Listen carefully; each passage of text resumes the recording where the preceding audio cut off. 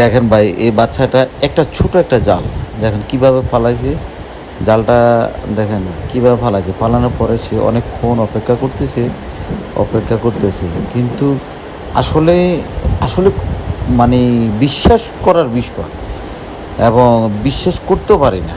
দেখেন ওই ছেলেটা কি করলো, দেখেন এই জালটা টানতেছে, দেখেন জালটা টানতেছে কীভাবে, জালটা টানতেছে দেখেন। জালটা টানার পরে দেখা গেল যে আসলে অবাক বিষয়, এই বাচ্চার ভাগ্য, আসলে ভাগ্য এমন এক জিনিস বলা যায় না, বোঝা যায় না। আল্লাহ পাক কার ভাগ্যে কী রাখছে বলা যায় না। দেখেন এই ছেলেটা মাছ, মানে আমি নিজে অবাক হয়ে গেলাম জিনিসটা দেখে, অবাক হয়ে গেলাম। দেখেন এই জালটা আনছে, দেখেন জাল কতটুকু, মাছ ছাড়া কোনো হিসাব নেই, প্রচুর মাছ।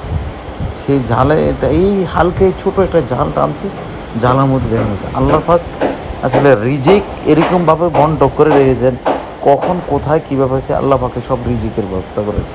আশ্চর্য হয়ে গেলাম। আল্লাহু আকবার।